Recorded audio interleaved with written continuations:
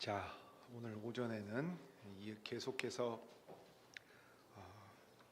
여호와 하나님께서 세우신 이스라엘의 왕 다윗에 대하여 생각해 보려고 합니다. 이제 낭독한 시편 51편 본문을 가지고서 계속 이어서 생각을 할 텐데요. 이 시편 51편의 흐름을 따라서 세 부분으로 나누어서 우리가 좀 보겠습니다. 사무엘하 12장에서 본 것처럼 예언자 나단을 보내서 여호와께서 말씀을 보내주십니다. 그래서 다윗으로 하여금 그 사람이 바로 당신입니다 라고 말씀하심으로써 다윗의 마음을 돌이키게 하셔서 자기 죄를 깨닫게 하십니다. 그 죄를 깨달은 다윗이 오늘 표제어부터 시작해서 이 6절에 이르기까지 그 고백하는 내용이 나옵니다. 그 다음에 이 죄를 깨달았다면 이 죄를 해결해야 될 것 아닙니까? 그러면 지은 죄에 대하여 어떻게 할 것인가? 그 다음에 앞으로도 죄를 짓지 않기 위하여 어떻게 할 것인가? 이것을 이제 다윗이 간구하는 내용이 나옵니다. 이게 7절부터 12절의 내용인데요. 두 번째로 그것을 보겠고, 그래서 이 사무엘하 11, 12장, 그 다음에 이제 시편 51편에 이어지는 바로 이 내용. 이스라엘의 왕 다윗의 범죄와 회개와 이 간구를 통해서 하나님의 백성들 모두에게 가르치시는 바가 있다는 것을 13절부터 19절의 내용을 가지고 생각하려고 합니다. 자, 이제 첫 번째 내용 표제어부터 시작해서 우리 6절의 내용, 자기 죄를 깨달은 다윗의 고백의 내용을 생각하겠습니다. 시편에는 잘 보시면 제일 윗부분에 우리말 성경의 1절 시작하기 전에 이 괄호 안에 표제어라고 부르는 제목이 붙어 있는 경우가 있습니다. 이것은 실은 정확하게 말하면 곡조가 붙은 찬송이기 때문에 이게 이제 불러요. 시편은 부릅니다. 그래서 우리가 오늘도 시편 찬송을 불렀습니다만 본래 시편은 부르는 찬송이기도 합니다. 그래서 이제 음악과 관련된 내용이 있을 뿐만 아니라 어떤 시에는 이 시가 어떤 배경을 두고서 쓰였는지 그 설명이 있습니다. 그 대표적인 시가 이 시편 51편입니다. 그런데 그 표제어에 보면 지휘자를 따라 부르는 다윗의 노래라고, 다윗이 지은 시인데 이건 지휘자를 따라서 같이 부르게 하는 거지요. 그러면 이 찬송을 같이 불렀다 그러면 어떤 느낌이 들겠습니까? 이게 다윗의 이야기일 뿐만 아니라 누구의 이야기도 되는 겁니까? 이 찬송을 부르는 이스라엘 전체의 이야기이기도 하고, 그 다음에 이 찬송을 우리가 따라 부른다면 누구의 이야기도 되는 겁니까? 우리의 이야기도 되는 겁니다. 자, 그러니까 하나님의 백성 모두에게 이 일을 통해 가르치시고 시를 통해 교훈하시면서 이것을 부르면서 기억하게 하시는 거예요. 그러면 이제 이 시를 언제 지었느냐 하면 딱 사무엘하 11장에 기록된 그 배경을 두고 지금 12장에 이어지는 그 배경을 두고 시편 51편을 쓴 겁니다. 사무엘하 12장에 보면 다윗이 제가 여호와께 죄를 지었습니다 하고 자기 죄를 인정하잖아요.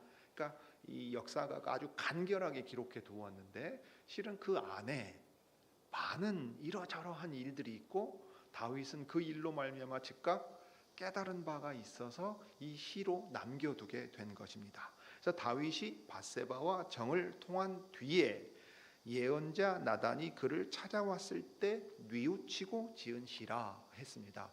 그러니까 회개했을 때에 지은 시인데요. 이 표제어가 우리말 표현에는 좀 잘 안 살아나서 아쉽습니다만은 아주 노골적으로 번역하면 이래요. 다윗이 밧세바에게 들어갔을 때 그 예언자 나탄이 다윗이 밧세바에게 들어간 뒤에 그 예언자 나탄이 다윗을 찾아와서 회개하고 지은 시라 이거예요. 다윗은 밧세바에게 들어갔지만 여호와께서는 말씀을 그에게 들여보내심으로써 아주 대조되는 게 지금 제목에 딱 붙어 있는 얘기입니다. 우리 같으면 어떻게 했겠어요? 역사 기록에서도 지으라 그러고 이런 걸 지금 지어서 찬송이라고 부르라 그러면서 못 부르게 막았을 것 같은데 제목부터 아예 딱 그 이야기를 박아놓고서 시작합니다. 자, 그래서 이제 1절부터 이어지는 내용을 한번 보시면요, 특별히 이 1절 보면 하나님 주님의 한결같은 사랑으로 내게 자비를 베풀어 주십시오. 주님의 크신 긍휼을 베풀어 주십시오 하고 자비와 긍휼을 베풀어 주시기를 구합니다. 그런데 그 구하는 이유가 무엇인가 하면 바로 그 다음에 나오는 자기 죄 때문이라는 사실을 이야기합니다. 우리가 이 사실은 지난주 또 지지난주 사무엘하 11, 12장 그리고 시편 19편의 마지막 부분까지 보았으니까 굳이 다시 설명하지 않아도 여러분들 잘 아실 수 있을 겁니다. 그러면 다윗이 그렇게 끔찍한 죄를 지을 때 여호와의 말씀을 가볍게 여기고 소홀히 여긴 그 죄를 지적을 하셨습니다. 그로 말미암아 탐심에 사로잡히게 되고 그 탐심으로 말미암아 모든 계명을 어기고 고의로 그 일을 행하고 계획적으로 살인하고 그 살인에 수많은 연루된 사람들이 생기게 하고 권력형 범죄를 저지르게 함으로써 하나님의 백성으로서 이스라엘이 존재해야 하는데 그 나라의 성격 자체를 뒤흔들 만큼의 큰 범죄를 저질렀다 하는 것을 보게 됩니다. 이것이야말로 반역 중에 가장 끔찍한 반역이라 할 수 있는 죄입니다. 그러므로 그는 자기의 반역죄, 하나님의 말씀을 거슬러서 하나님의 왕되심을 부인하고 내 하고 싶은 대로 행한 죄가 어떤 결과를 낳았는지를 깨닫고서 이 고백을 하고 있습니다. 그래서 자기의 죄를 철저하게 인정하고 있지요. 자기의 죄가 어떤 성격인지를 분명히 알고 있는 겁니다. 그래서 자기 죄악을 씻어주시고 내 죄, 내 죄악, 내 반역죄 이렇게 계속 나오지요. 그래서 그 죄를 누구에게 지었느냐 하면 여호와께 지었다고 말합니다. 여러분 이 구절을 오해할 수 있는데 여호와께만 오직 주님께만 저는 죄를 지었습니다 라는 말을 하면 오늘날 흔히 말하는 값싼 은혜, 그러니까 하나님께 죄를 지었으니까 내가 하나님께 용서받으면 다른 일은 다 아무런 문제 없다 이렇게 말하는 게 결코 아닙니다. 여기서는 죄로 말미암은 결과를 볼 거 아니에요. 자, 밧세바와의 사이에서 낳은 아들이 죽었습니다. 그 전으로 거슬러 올라가면 어떤 일이 있었습니까? 햇사람 우리야를 죽였고 우리야와 그 전투에 참여했던 다른 장수들도 죽게 만들었습니다. 이 범죄에 군대 사령관이 연루되게 만들었고요. 밧세바를 보내서 데려오기 위하여 또 보낸 신하나 또는 기타 종들은 어떠했겠습니까? 또 궁궐에서는 수군수군 이 모든 일들을 다 알고 있었을 것 아니에요. 그러니까 어떤 의미에서는 이 범죄에 암묵적으로 가담하는 사람들이 생기게 만들었고 어떤 의미에서는 하나님의 말씀을 따라 살려고 하는 신실한 의로운 사람들은 탄식하면서 이것이 참으로 큰일이다 하게끔 만드는 일도 행했다고 말할 수 있을 것입니다. 그러므로 나단 선지자가 비유로 이 재판건 범죄 사실에 대하여 말할 때 재판관으로서 다윗이 판결한 그 판결은 여전한 거지요. 어떤 판결을 내렸습니까? 죽어 마땅한 자라고 판결했고요. 4배로 배상해야 한다는 판결을 즉각 내렸습니다. 그러니까 나단 선지자가 당신이 바로 그 사람입니다 라고 했어요. 내가 죽어 마땅한 자고 4배로 갚아도 부족할 것인데 사람의 생명을 해했고 그 가정을 깨뜨려 버려서 회복될 수 없는 그 끔찍한 죄를 저질렀다 이 말입니다. 그 나라의 분위기라고 하는 것, 그러니까 왕이 통치자로서 하나님의 다스림을 율법을 따라 이것이 밑에 백성들에게까지 퍼져나가도록 분위기를 바로 잡았어야 됨에도 불구하고 자기 스스로 그 나라의 방향을 틀어버림으로써 이 일이 너무도 큰일이구나 하는 사실을 깨닫는 거예요.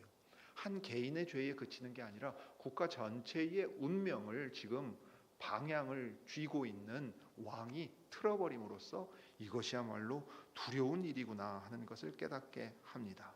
그리고 그 일에 대하여 나단 선지자가 말한 그 내용대로 당신이 바로 그 죄인이라는 사실을 인정함으로써 여호와께서 나를 보실 때 악하다 판단하셨고 그 판단은 정당하구나. 그 판단대로라면 나는 죽어 마땅하고 회복될 수 없는 피해를 일으켜서 이 나라의 전체를 망가뜨린 너무도 큰 죄인이구나. 그러니 이 일을 어떻게 해야 되겠는가 하고 탄식하지 않을 수 없었습니다. 그러니 이 죄는 탐을 내서 이웃의 아내를 취했거나 권력을 남용했거나 또는 군대의 지휘관으로서 비윤리적인 행동을 했거나 왕으로서 권력을 오용했다 정도에 그치지 않습니다. 이 죄는 본질적으로 여호와 하나님의 말씀을 거슬러서 하나님께 반역한 죄입니다. 이 얘기입니다. 사람에게는 아무런 상관이 없다고 지금 여호와께만 범죄했다는 얘기가 아닙니다. 이 죄는 궁극적으로 본질적으로 하나님을 거슬러 지은 죄입니다라는 것을 다윗이 인정하고 있다는 사실이에요. 그러니 주님의 판결은 옳지요. 심판도 정당하고 그 죄값을 내가 다 치를 수 없는 그 죄값을 내가 치러야 마땅할 겁니다. 그렇다면 이제 상황은 어떻게 되겠습니까? 다윗 왕조에 대한 약속, 왕을 세워서 그 백성을 하나님의 백성으로 삼고 세상 모든 나라 가운데 여호와 하나님께서 다스리시는 거룩한 나라를 보이려는 그 계획이 다 틀어질 것 아니에요. 마치 이 죄악은 첫사람 아담과 하와가 범한 죄와 같습니다. 하나님의 창조 세계를 다스리려는 그 계획을 아담과 하와의 그 범죄로 말미암아 다 틀어지게 만들었잖아요. 우리가 그 죄의 결과를 지금도 맛보고 있지 않습니까? 지구가 아파한다는 사실, 사람들 마음 가운데의 그 어리석음으로 말미암아 매 주간의 직장 생활이 얼마나 괴로우십니까? 사람과 관계하는 일은 또 얼마나 괴롭습니까? 나 자신을 돌아보면 내 안에 있는 것조차 독하고 악한 것들로 가득할 때도 많습니다.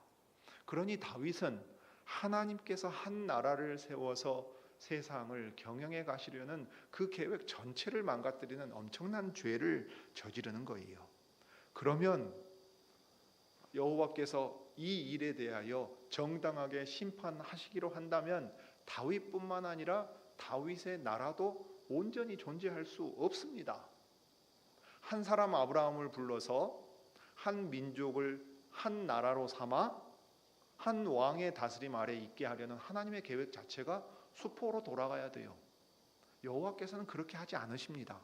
그러니까 다윗은 그 여호와 하나님의 세상 경영과 그 구원하시는 자비로운 사랑에 의지하여서 자기가 그 은혜를 받을 만한 자격이 있어서가 아니라 저를 왕으로 세우시고 이 백성을 하나님의 백성으로 삼으셔서 하시려는 일이 이루어져 가야 되겠기에 분명히 이 일에는 제사 제도를 통해 나타내 보이신 것처럼 당신의 백성을 죄에서 깨끗하게 씻으시고 회복하게 하셔서 다시 하나님의 백성으로 살게 하시는 일이 자신에게도 은혜로 말미암아 이루어질 것을 알고 있었던 겁니다. 자, 그러니 그는 이렇게 고백하면서 그 죄의 근원을 찾아갑니다. 우리가 어떤 어려운 일을 만나면 항상 무슨 생각을 합니까? 왜 이렇게 됐지? 도대체 뭐가 문제지? 이거 하잖아요. 우리 아이들도 커가면서요. 우리 민혁이 저기 있습니다. 아마 조금 더 지나면은 왜요? 계속 할 거예요. 정말 엄마 귀에 피날 정도로 왜요를 하루에도 정말 1000번씩은 할 거예요. 왜요라고 물어요. 그 이유가 납득이 돼야 되거든요. 도대체 이 죄는 어디서 온 것인가? 사실 다윗은 사울 다음에 세워진 왕입니다.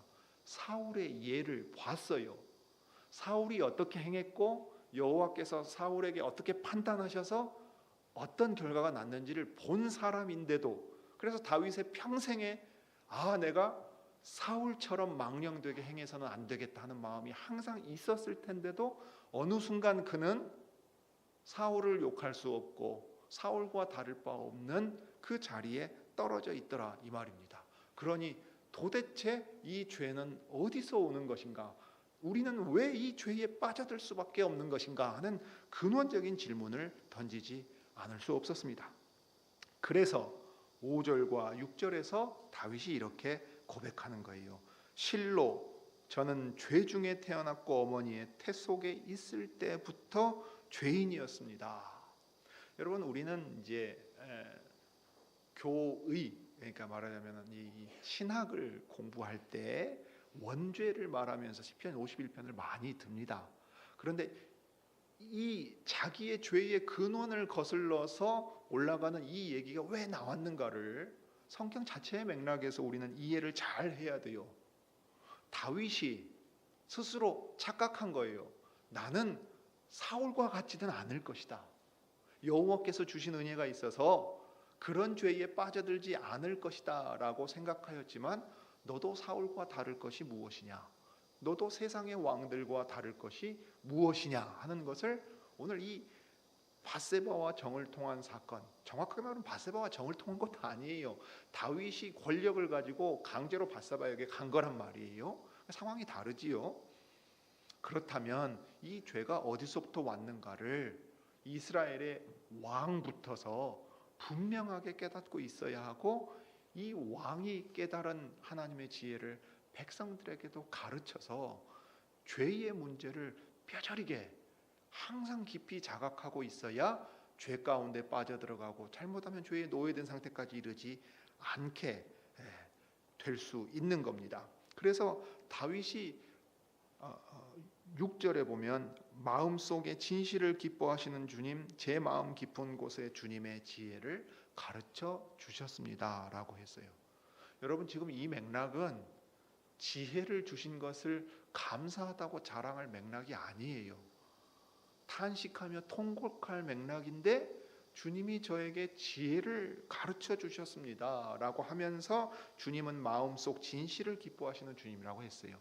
그러니까 겉으로는 이스라엘의 왕으로서 하나님의 신실한 종이라고 살았지만 네 마음속에는 탐심으로 부패해서 다 썩어 들어갔다 하는 사실을 이 사건을 통해 분명하게 깨닫게 하세요. 그리고 네 속에 죄가 있고 이 죄가 너를 사로잡으려고 한다. 너는 지금 완전히 죄에 사로잡힌 채 이 끔찍한 죄를 저질렀다는 사실을 깨달아라 하고서 그 마음 깊은 곳에 주님의 지혜를 가르쳐 주셨다는 거예요. 죄를 범죄하고 있는 동안은 주님의 말씀과 그 가르침을 억누르고 무시합니다. 그렇지만 은혜를 주셔서 그 마음을 돌이킬 수 있게 하시면 어떻게 돼요? 제정신으로 돌아오죠. 제정신으로 돌아오면 어떻게 돼요? 내 죄가 이렇게 흉악하구나, 이렇게 무서운 결과를 가져왔구나. 그러면 이 죄가 어디서부터 비롯되었는가? 내가 그냥 잠깐 오후에 낮잠 자고 정신이 몽롱해서 헛짓을 했구나, 이 정도가 아니라는 거예요. 내 마음속에 죄가 지금 움직이고 있다는 사실, 나는 내 이 육신의 정욕에 시험을 받는데 이 시험에 내가 정신 차리고 있지 않으면 탁 말하자면 덫에 걸리는 것이 탁 들면 덫은 여러분 잡아 먹잖아요. 이러면 못 뺍니다. 못 빼요. 산에 덫에 걸린 그 짐승들, 산짐승들 보면 예를 들면 다리를 절단해서 빼는 거지 덫에서 빠져나오는 법은 없어요. 덫은 누군가가 풀어줘야 돼요. 죄는 마치 이 덫과 같아서 한번 딱 사로잡히면 피 흘리면서 아예 죽어버리게 되는 일까지 가게 된다 이 말입니다. 그러니 주님이 가르쳐 주신 지혜가 뭐냐면 죄의 근원에 대해서 깨닫게 하신 겁니다. 실수하지 않아요. 사람이 하나님을 반역하여 거스르는 죄는 근원적으로 죄의 본성을 그 안에 가지고 있다는 데서 시작합니다. 그러니까 다윗이 뭐라고 말하는 거예요? 나는 죄 가운데 태어났구나. 그러니까 인간이라고 하는 것은 본래 하나님을 거스르려고 하는 마음이 애초에 있는 상태로 태어나서 무엇을 하기 전에도 벌써 그는 자기 원하는 대로 살고 싶어 하는 존재구나. 내 마음이 원래 그렇게 부패했는데 하나님께서 주신 은혜로 말미암아 이 부패를 이기고 하나님의 백성답게 살 수 있게 하셨다는 걸 내가 조금이라도 놓치는 그 순간 나는 내 본래 모습대로 떨어져 빠져 들어가는구나. 그게 오늘 이 일이 일어나게 만들었고, 그 일을 내 딴에는 죄를 덮기 위하여서 더 큰 죄를 저지르게 만들었구나. 그렇다면 내 죄의 근원은 부패한 죄의 본성을 가지고 태어난 그 자체에 있다. 그리고 나는 이 죄를 항상 지을 수밖에 없는 존재라는, 이것은 논리적인 추론을 통해 얻은 결론이 아니고 경험과 실존적인 체험으로 말미암아 하나님께서 깨닫게 하신 지혜인 겁니다. 하나님께서는 다윗의 범죄를 통해서 다윗에게뿐만 아니라 이스라엘 백성에게, 그리고 오늘 이 시를 읽고 찬송하는 하나님의 모든 백성들에게 말씀하고 계십니다. 너희는 죄 가운데 태어나서 내 진노 아래 죽을 수밖에 없는 인간들이지만 내가 너희를 향하여 베푼 자비로운 사랑으로 내 백성을 삼았고, 내가 너희를 불러 이루고자 하는 목적을 이루기 위해 너희에게 그 죄를 깨닫게 한다. 죄에서 돌이킬 수 있는 은혜를 베푼다. 그러니 이 은혜를 받은 이들은 자기의 죄를 두려운 마음으로 깨닫고 언제나 이 죄에 대하여 경계하여 싸우라. 그리하여 그 죄에 노예된 자리, 죄가 너희를 집어 삼키려고 할 때 그리로 빠져들어가지 말거라. 너희 중에 그 누구도 스스로 이 죄를 깨닫거나 죄에서 돌이킬 수 있는 사람이 없다 하고 말씀하시는 거예요. 자, 그렇다면 진짜 문제는 뭡니까? 자, 우리는 죄 가운데 태어나서 죄를 지을 수밖에 없어요. 이것을 우리를 정당화하려는, 변명하려는 핑계로 사용해야 되겠습니까? 아니요, 그럴 수 없지요. 이 죄를 깨닫게 하시는 것은 죄를 깨달아 돌이키고 이 죄와 싸우라고 하시는 겁니다. 그리고 더 나아가서 너희로 하여금 이 죄에서 깨끗게 되고 이 죄에서 해방되어서 죄와 싸울 수 있도록 내가 너희를 불러 은혜를 베푼다고 가르치시는 거예요. 그러니 그 은혜를 깨달은 다윗은 죄인이지만 그 죄를 용서해 주시기를 간구하고 그 죄에서 자유를 얻어서 하나님의 거룩한 백성으로 살 수 있게 해주시기를 구합니다. 그 내용이 7절부터 12절에 있어요. 우슬초로 나를 정결케 해주십시오. 그러면 제가 깨끗하게 될 것입니다. 저를 씻어주십시오. 눈보다 더 희게 될 것입니다. 죄로 말미암아 주님이 제 뼈들을 꺾으신 것 같아도 이 뼈들이 제자리로 돌아가고 회복돼서 춤추고 기뻐하며 하나님을 경배하는 자리로 갈 수 있습니다. 왜요? 주님은 죄인들에게 자비로운 은혜와 사랑을 베푸셔서 그들로 자기 죄를 깨닫고 돌이키게 만드시는 하나님이시기 때문에 그래요. 다윗은 성막에서 드리던 제사가 무슨 의미인지를 오늘 자기의 범죄로 말미암아 뼈저리게 경험하게 되었습니다. 그래서 그때 자기의 죄를 대신해서 드리는 속죄 제사, 그 제물의 피 흘림이 무슨 의미가 있는지를 철저하게 더 깨닫게 되었어요. 정결하게 씻는 물 웅덩이가 왜 있는지, 그 피를 흘려 정결하게 씻는다는 것이 왜 필요한지를 알게 되었습니다. 나 같은 죄인, 그러니까 우리 죄인 모두를 위하여 저 대신 피 흘림을 통해 죄를 용서하시는 것을 제사제도를 통해 가르치셨다. 그러면 이 죄를 용서하시고 회복해 하시는 은혜가 하나님의 언약 백성들에게 약속된 것이 아니냐 하는 사실을 근거로 해서 정결케 해주시고 씻어주시고 내 모든 죄악을 없애달라고 간구할 수 있는 겁니다. 죄의 결과는 거두고 경험하게 되고 그로 말미암아 고통당할 수밖에 없지만 죄 자체는 용서해 주십니다. 그럼으로써 이 죄에 더 이상 사로잡히지 않게 만드시는 거예요. 그래서 이전에 지었던 죄의 그 죄값을 다윗에게 묻지 않으시고 다윗의 죄값을 짐승의 피 흘림을 통해 대신 피 흘려서 죽음으로써 그 죄값을 치르고 그래서 그 죄에서 자유롭게 해주는 일을 제사제도를 통해 가르치셨으니 여호와 하나님의 은혜로 그 은혜 죄 용서함이 우리에게도 임한다 하는 것을 다윗은 거기에 기초해 간구합니다. 그러니 여러분 생각해 보십시오. 신약 시대를 사는 우리는 이 은혜가 어떻게 우리에게 임하게 되는지를 더 분명하게 알고 있습니다. 세상 죄를 지고 가는 하나님의 어린 양 예수 그리스도께서 우리를 위하여 십자가에 달리셨습니다.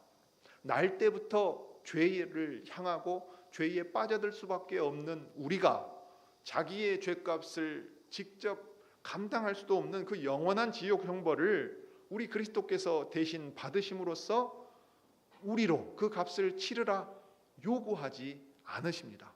여기서 더 나아가야 되겠지요. 그러면 앞으로 죄를 짓지 않고 이 죄에서 자유를 얻어 하나님의 백성답게 살려면 어떻게 해야 되겠습니까? 그래서 다윗은 죄의 지배 아래 빠지지 않기 위하여 이렇게 구합니다. 이것이 가장 그 간구의 핵심에 해당됩니다. 하나님, 내 속에 깨끗한 마음을 창조하여 주시고 견고한 심령으로 새롭게 해 주십시오. 지은 죄에 대하여 용서해 주시는 것으로 그치는 것이 아니라 이 죄에 빠져 들어가지 않게 완전히 저를 새롭게 해 주십시오. 죄를 깨닫고 싸우게 하시고 죄를 이길 수 있게 하시고 그리하여 이 죄가 저희의 왕노릇하지 못하게 해 주십시오 라고 말합니다. 그러면 이 깨끗한 마음과 견고한 심령이 내 안에 새롭게 창조하시고 새롭게 만들어내시고 또 내 마음을 완전히 새롭게 하는 그 얘기예요. 이 새 언약의 약속 아닙니까? 그리스도 안에서 이루어진 그 언약의 약속인데 이 일을 사울의 예를 떠올리면서 다윗은 이렇게 간구합니다. 주님 앞에서 저를 쫓아내지 마시며 주님의 성령을 저에게서 거두어 가지 말아 주십시오. 여러분, 다윗이 그냥 하는 얘기 아닙니다. 그냥 두려워서 겁나서 하는 얘기가 아닙니다. 사울이라는 사람이 이스라엘의 왕으로 있을 때에 어떤 일이 있었습니까? 그는 사신 우상에게 절하는 것과 같이 여호와 하나님의 그 말씀과 계명을 소홀히 여기며 자기 뜻대로 행했습니다. 그는 하나님 앞에서 쫓겨났어요. 사울 가문이 다 망했습니다. 여러분, 다윗은 요나단과 정말로 맹우라고 할 수 있죠. 요나단이 자기 목숨을 아끼지 않고 다윗을 살려주었습니다. 그 은혜를 다윗은 기억하고 있었어요. 여러분, 자질만 놓고 본다면 어쩌면 요나단이 다윗보다 나았을 수도 있어요. 왕자 요나단이 그런 사람이었습니다. 그런데도 요나단은 여호와 하나님의 뜻이 다윗에게 있음을 인정해요. 아버지의 연약함까지도 껴안고 갑니다. 그러니까 사울 왕가가 말하자면은 멸망에 이르기까지 그 두려운 모습을 보았어요. 그 무엇보다 주님의 성신 여호와의 신을 거두어 가시면 어떤 일이 생기는지를 보았습니다. 사울 왕이 오늘날로 치면 정신질환자처럼 정신이 오락가락하면서 벽에 있는 창을 가지고 다윗에게 던져가지고 죽이려고 했어요. 권력욕에 불타올라서 자기의 왕자를 위협하는 사람이라면 그 누구도 두고 보지 않겠다는 마음으로 불타올랐습니다. 하나님의 신이 그 안에 있을 때 장수로서 하나님의 손에 들린 그 귀한 도구로서 쓰였으나 하나님께서 그 은혜와 자비를 거두시고 여호와의 신 성령님을 거두어 가시면 사람이 얼마나 두려운 존재가 되는지, 죄 아래 사로잡힌 존재가 어떤 모습인지를 다윗은 생생하게 경험했다고요. 평생에 그것 때문에 쫓겨다니며 살았어요. 내가 사울과 같은 모습이 된다니 상상이나 할 수 있었겠습니까? 다윗에게 이 얘기는 너무도 엄청난 얘기였을 거예요. 그러니 오늘 밧세바와 정을 통한 사건이 일어나게 그렇게 두심으로써 하나님께서 교훈하시려고 하는 것은 너는 이 죄의 무서움을 분명하게 깨달아야 한다. 너나 사울이나 사실은 차이가 없는 것이라 하는 것을 깨달았어요. 여호와의 신이 내 안에 계실 때 나는 하나님의 거룩한 백성으로 살 수 있고 죄와 싸울 수 있고 하나님의 백성을 지도하고 재판할 수 있는 그 직분을 수행할 수 있는 사람이라는 것을 분명히 깨달았습니다. 여호와의 신이 주님의 성령께서 나를 새롭게 새로운 마음 견고한 심령을 창조하시는 분이라는 것도 알았어요. 그러니 정결하고 거룩하게 주님의 뜻을 행하며 살 수 있는 왕으로 살기 위하여서는 하나님의 신, 이 성령님이 내 안에 계셔야 된다는 것을 다윗은 분명하게 깨닫고 있는 것입니다. 그러니 이러한 가르침들은 참으로 바울이 로마서에서 이야기하고 있는 것과 똑같아요. 로마서 8장 1, 2절에서 바울은 이렇게 말했습니다. 그러므로 그리스도 예수 안에 있는 사람들은 정죄를 받지 않습니다. 그것은 그리스도 예수 안에서 생명을 누리게 하는 성령의 법이 당신을 죄와 죽음의 법에서 해방하여 주었기 때문입니다. 그리스도께서 우리의 죄값을 대신 치르셨을 뿐만 아니라 죄에서 해방하셔서 성령님 안에서 자유로이 하나님의 뜻을 행하며 살 수 있게 하십니다. 그러니 시편 51편에서 이 자기의 죄를 깨달아 고백하는 다윗의 고백은 로마서 7장에서 바울이 들려주는 익명의 목소리로 우리에게 다가옵니다. 로마서 7장에서 이렇게 말하지요. 뭐라고 지금 바울은 이야기하고 있습니까? 나는 참으로 비참한 사람입니다. 누가 이 죽음의 몸에서 저를 건져줄 수 있겠습니까? 이 시편 51편 다윗의 고백이 정확하게 지금 로마서 7장에서 바울이 이야기하고 있는 바예요. 그런데 다윗이 오늘 주님의 성령을 거두어 가지 마시고 제 속에 견고한 심령과 마음을 새롭게 하고 창조해 주십시오라고 말할 때는 하나님의 거룩한 신으로 말미암아 이 일이 일어난다는 것을 알기 때문에 바울은 로마서 7장 25절 하반절에서 이렇게 상반절에서 이렇게 말하는 겁니다. 우리 주 예수 그리스도를 통하여 나를 건져주신 하나님께 감사를 드립니다. 나 자신은 이 죄의 비참함에서 벗어날 수 있는 방법이 없습니다. 그러나 주 예수 그리스도를 통하여 나타내 주신 그 은혜로 말미암아 제가 이 죄값에서 해방되고 죄의 세력에서도 해방되어 그리스도 안에서 성령님을 따라 아버지의 뜻을 행할 수 있게 되었습니다 라고 말하고 있습니다. 로마서 8장 13절에서 14절에 바울은 또 이렇게 말합니다. 그러나 여러분이 성령으로 몸의 행실을 죽이면 살 것입니다. 하나님의 영으로 인도함을 받는 사람은 누구나 다 하나님의 자녀입니다 라고 말해요. 그리스도 안에서 우리를 하나님의 자녀 삼으시고 그리하여 하나님의 영으로 말미암아 따라 살아갈 수 있게 하십니다. 그러니 몸의 행실을 죽일 수 있게 하세요. 새로운 마음을 창조하셔서 이 죄를 보고 깨달아 싸우고 죄를 지었을지라도 그리스도를 의지하여 돌이킬 때 다시 받아주시고 일으켜 주시는 은혜가 있다는 것을 우리에게 들려주고 계십니다. 그러므로 우리가 마지막으로 생각할 수 있는 것은 이 이스라엘의 왕 다윗을 통해 우리에게 가르치시는 바가 있다는 거예요. 이러한 교훈을 주신 목적을 다윗은 이렇게 깨달았습니다. 반역하는 죄인들에게 제가 주님의 길을 가르치게 해 주십시오. 그리하면 죄인들이 돌아올 것입니다. 이스라엘의 왕으로서 지금 깨달아야 될 건 부국 강병이 제일의 목표가 되는 것이 아니라는 점입니다. 여호와의 거룩한 말씀으로 말미암아 우리의 죄를 깨달아서 이 죄와 싸우고 그리하여 하나님의 말씀이 요구하는 그 거룩한 나라를 이루어갈 수 있어야 할 것이다. 자, 나를 보아라. 내가 얼마나 끔찍한 죄에 빠졌는가를 기억해라. 여호와께서는 나를 통하여 왕에게 교훈하시고 백성 모두에게 교훈하신다 하고 지금 바울이 들려주는 겁니다. 주께서 베푸시는 구원의 기쁨을 제게 회복시켜 주시고 내가 지탱할 수 있도록 제게 자발적인 마음을 주십시오 했어요. 왕으로서 죄에 대하여 깨닫고 이 죄를 용서하시고 죄에서 해방되어 하나님의 백성답게 살 수 있는 길이 하나님의 거룩한 신으로 말미암는다는 걸 깨닫게 하셨습니다. 그러니 그로 하여금 백성들을 가르치게 그 직분을 마저 수행할 수 있게 하나님의 은혜를 달라고 말합니다. 그래야만 이 나라가 거룩하게 유지될 수 있습니다.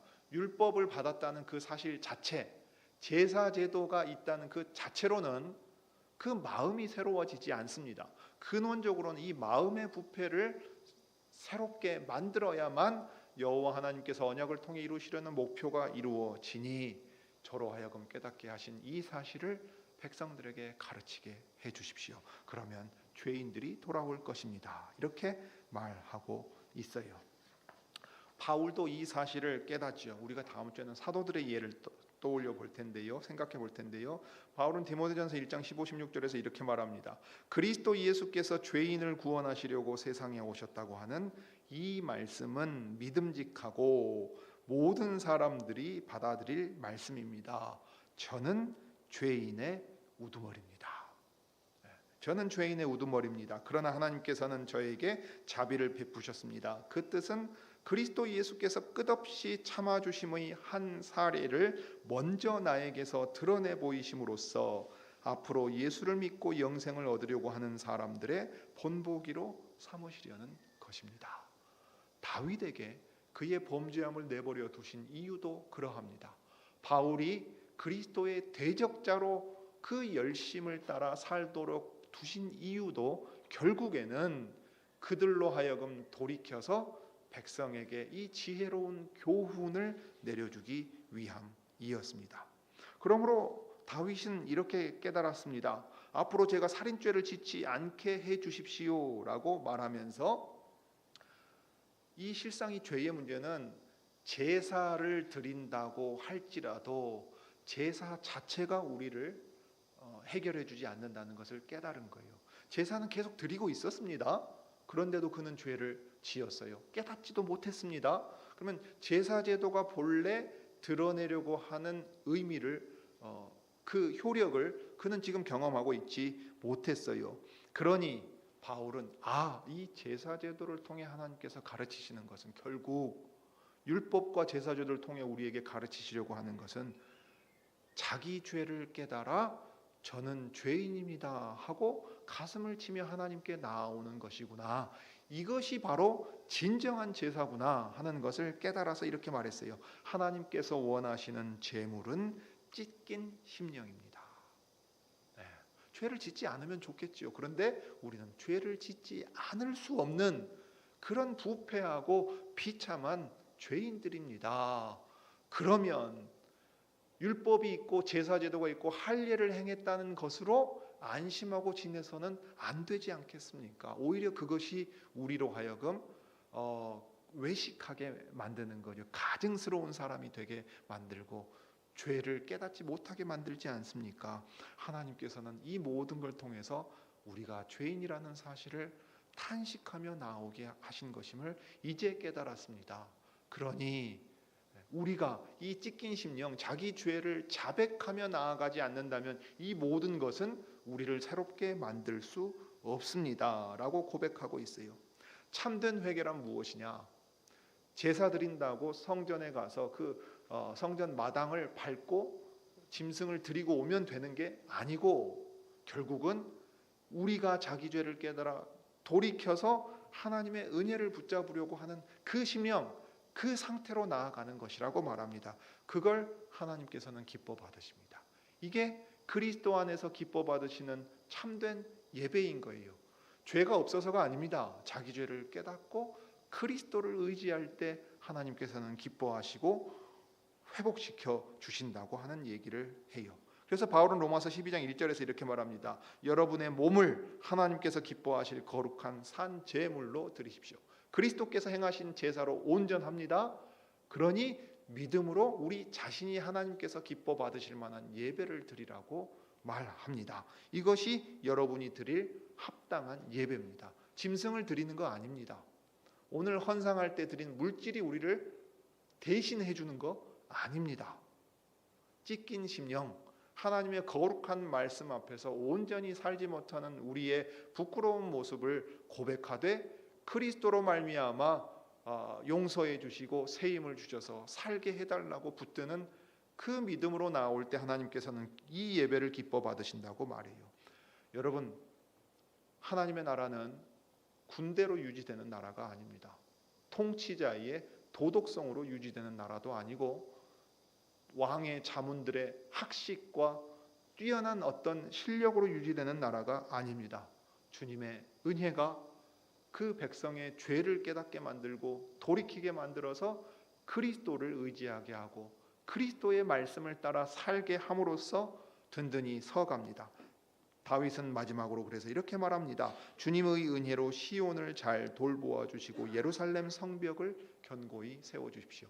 시온산 예루살렘 성, 하나님의 백성 전부, 하나님의 나라를 대표하는 표현입니다. 이 성은 외적의 침입 때문에 무너지지 않습니다. 실은 그 안에 부패함 때문에 무너집니다. 다윗은 그 사실을 알았기 때문에 이 시온산 예루살렘 성, 하나님의 도성, 하나님의 백성과 하나님의 나라를 붙들어 주시고 지켜 주십시오. 하나님의 백성들이 죄에 빠져들어가지 않게 지켜 주시고 죄에서 돌이킬 수 있는 은혜를 주십시오. 그래서 여호와의 율법을 따라갈 수 있도록 그들을 친히 주장하여 주시기를 구하고 있습니다. 그럴 때 우리에게 주신 은혜의 수단들이 정상적으로 효력을 내어서 하나님의 백성들을 정결하게 하고 더 나아가 거룩하게 능력 있는 사람들로 만듭니다. 그러므로 오늘날 교회도 마찬가지입니다. 여러분, 사도들이 오순절에 선포한 설교의 내용을 떠올려 보십시오. 너희가 하나님께서 이 예수를 주와 그리스도가 되게 하셨는데 너희는 이 예수를 거부하여 십자가에 달아 죽였다 하고 그 세대의 죄악을 말하지 않습니까? 그때 형제들아 우리가 어떻게 해야 되겠습니까? 라고 물 때 회개하고 돌이켜서 죄사함을 얻게 하는 세례를 받으라고 말합니다. 그리하면 성령을 선물로 주시리니 이 약속은 너희와 하나님께서 부르시는 모든 먼데 사람, 너희와 너희 자녀들도 모든 먼데 사람에게 다 해당된다고 말해요. 그리고 회개의 세례를 받고 제자가 되어 그리스도의 교회로서 모인 사람들은 어떠했습니까? 사도들의 가르침에 자기의 전부를 드립니다. 서로 교통하는데 자기의 전부를 드리고 계속해서 기도하는데 드려요. 그리고 떡을 뗍니다. 사도행전 2장 42절부터 47절에서 보는 바로 그 모습이 오늘 다윗이 자기의 죄를 깨달아 여호와께서 지키시며 이루어 주시기를 간구하는 하나님의 백성의 모습입니다. 이제 그리스도로 말미암아 우리가 이 죄를 깨달아 돌이킬 수 있게 되었고 죄와 싸울 수 있으며 무엇보다 거룩한 하나님의 뜻을 더욱 힘써 행할 수 있게 되었습니다. 그러므로 이 지혜를 우리에게 가르쳐 주신 대로 이 지혜를 따라 여러분들도 살아가실 수 있기를 바랍니다. 기도하겠습니다. 자비로우신 하나님, 우리 아버지, 죄인이 자기의 죄를 어찌 스스로 깨달을 수 있겠습니까? 왕이 되었다고 한다면 내가 왕으로서 백성들의 우두머리가 되고 가장 그들보다 나은 자가 되어서 하나님의 의뢰를 받은 자라고 도리어 착각하였을 터인데 다윗은 자신이 사울과 전혀 다를 바 없는 죄인이라는 사실, 그리고 태어날 때부터 하나님을 거슬러서 자기 마음대로 행하려고 하는 그 죄성이 우리 안에 있다는 사실을 이 밧세바와의 사건을 통하여 깊이 깨닫게 되었습니다. 다윗의 이 깨달음을 통하여 하나님의 백성들을 모두에게 교훈하시는 대로 참으로 우리가 하나님의 거룩한 말씀을 따라 성령님의 인도 아래 있지 않을 때 우리는 자기의 탐심 가운데 온갖 죄악으로 빠져들 수밖에 없다는 사실을 저희로 기억하게 하옵소서. 그러므로 하나님의 말씀이 저희를 지켜주시고 친히 인도하셔서 참으로 우리가 자신의 모습을 보고 그것을 부끄러워하는 것이 아니라 도리어 하나님 앞에 내어놓고 하나님의 뜻을 행하기 위해서 더욱 은혜를 간구하는 이들이 되게 해주옵소서. 서로 용납하고 서로의 짐을 지면서 그 율법이 요구하는 바 그리스도 안에 있는 참된 사랑을 행하는 주님의 백성들이 되게 해주시기를 구합니다. 주 예수님의 이름으로 기도드립니다.